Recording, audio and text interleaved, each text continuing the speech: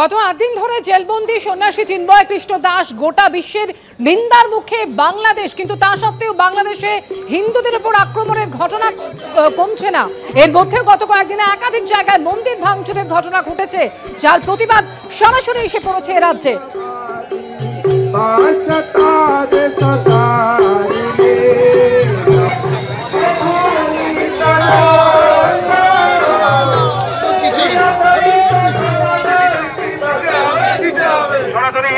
শুধু রাজ্যের বিভিন্ন জেলায় নয়, প্রতিবাদ কিন্তু আছড়ে পড়েছে অন্য রাজ্য। ত্রিপুরার ছবি রেখেছে আপনাদের সামনে, ত্রিপুরার আগরতলা, সেখানে বিক্ষোভ দেখালেন সন্ন্যাসীরা।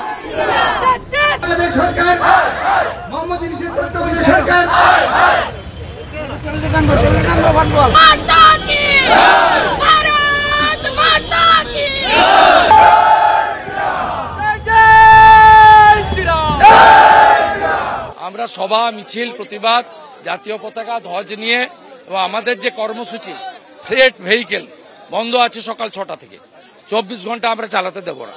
আমাদের সর্বত্র হিন্দু ভলেন্টিয়াররা, হিন্দু সেনারা তারা নজর রেখেছে এবং এখানে যারা ট্রেডের সঙ্গে যুক্ত তারাও কোঅপারেট করছে, তারা আজকে চালাচ্ছেন।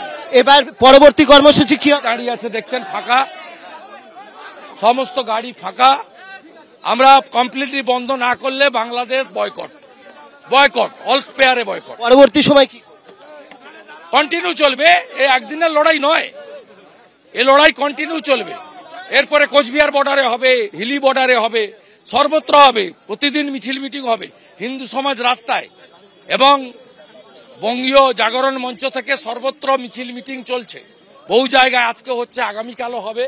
হিন্দু সমাজ রাস্তায় থাকবে, সন্ত সমাজ রাস্তায় থাকবে, প্রতিবাদ হবে, আন্দোলন হবে। দুটো, একটা লাস্ট প্রশ্ন, দলীয় পতাকা নেই, শুধুমাত্র জাতীয় পতাকা এবং গেরুয়া পতাকা।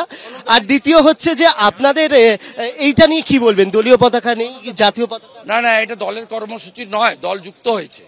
কারণ ভারতবর্ষে ভারতীয় জনতা পার্টি সনাতন সংস্কৃতি এবং ভারতীয় সংস্কৃতির রক্ষা করার লড়াই করেন, নেশন ফার্স্ট মন্ত্রে করে।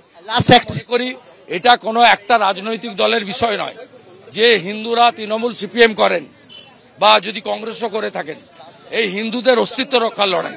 সব হিন্দু এখন আমাদের আজকে সবাই অনেক তৃণমূল সিপিএম এর হিন্দুও যোগদান করেছেন, তারা এসেছেন, সন্ত সমাজ এসেছে এবং পশ্চিমবঙ্গ সনাতন মঞ্চের পক্ষ থেকে হিন্দু সমাজ 200 জন সন্ন্যাসী আমাদের কর্মসূচিতে আজকে যোগ দিয়েছেন মঠ মন্দির ছেড়ে। মতুয়া সমাজের সমস্ত সংঘাধিপতি সহ তাদের মতুয়া সমাজের গোসাইরা সবাই আমাদের দলপতিরা এসেছেন। স্বাভাবিকভাবে এটা সমগ্র হিন্দু সমাজের লড়াই। আপনি যদি হিন্দু হয়ে থাকেন, এটা আপনারও লড়াই। বিধানসভার কোন উত্তর দেবেন মমতা বন্দ্যোপাধ্যায়ের প্রশ্ন? আগামীকাল ওয়াকআপে আমি বলবো, উনি যে ধরনের অ্যাপিজমেন্ট পলিটিক্স করছেন তার উত্তর আমরা দিয়ে দেব।